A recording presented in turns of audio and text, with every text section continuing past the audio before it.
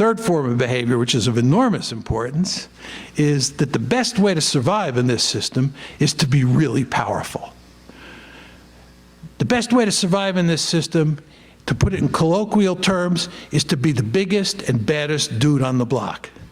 As I like to say when I speak about this subject in America, how many of you go to bed at night worrying about Canada or Mexico attacking the United States?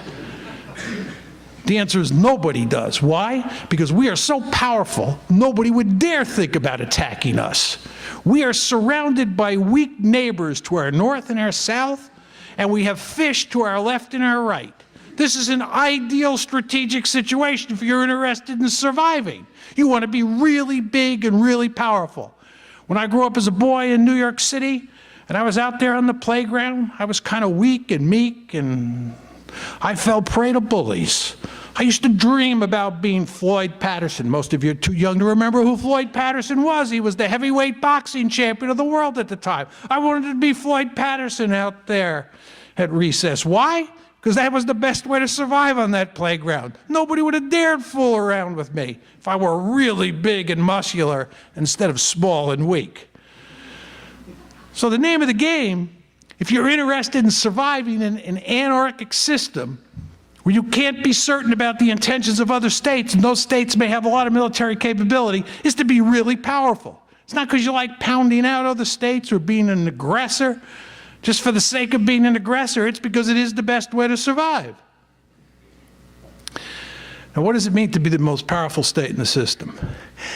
I think it means that you want to be the hegemon. But to say you want to be the hegemon doesn't tell you very much. You have to unpack that a bit. I think the best way to survive is to be a regional hegemon. You cannot be a global hegemon. The globe is simply too big and there's too much water.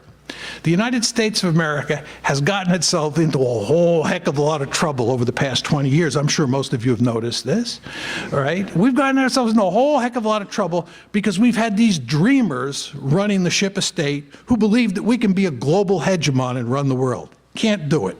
You end up in places like Afghanistan and Iraq, and the ending of those stories is not happy, right? But you can be a regional hegemon. You can dominate your region of the globe. So my argument is that the best way to survive is, number one, be a regional hegemon. And number two, make sure, to put it in Pentagonese, that's a foreign language, make sure you do not have a peer competitor.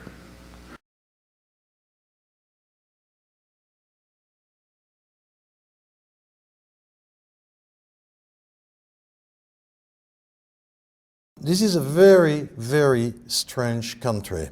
It's the youngest country on earth because it was born in 1993. And it's a piece of Ethiopia that decided to go its own way and become a country for all kinds of historical complicated reasons during the question and answer period maybe, but that would be too long to try to explain. Basically, it's because they were colonized by the Italians, which gave them a completely different destiny from Ethiopia, which was the only country in Africa that was never colonized by anybody. The Italians were there, but for very little time at the beginning of World War II. They occupied Ethiopia less than Germany occupied my country.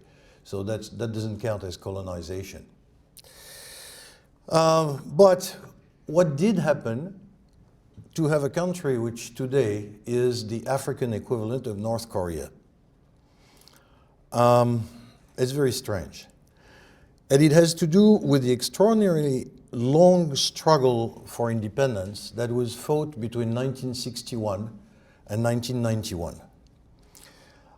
30 years of war by people who had an extraordinary resolve. Because first, the Americans helped the Ethiopians, then there was the Ethiopian Revolution, and then the Soviets helped the Ethiopians. So this guerrilla group managed to hold off an American-backed army and later a Soviet-backed army. And this is quite a record, quite a record.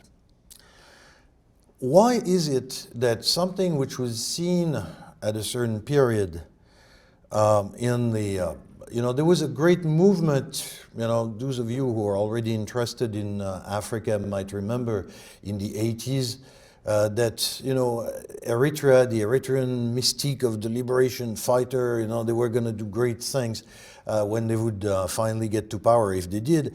And when they arrived in power in 1991, they were welcomed by the international community.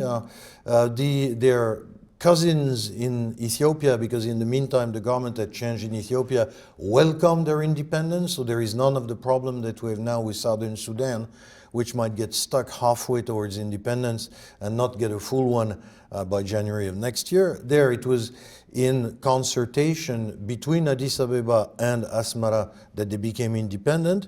Everything seemed fine, and yet now we have one of the hardest and worst dictatorship anywhere on earth.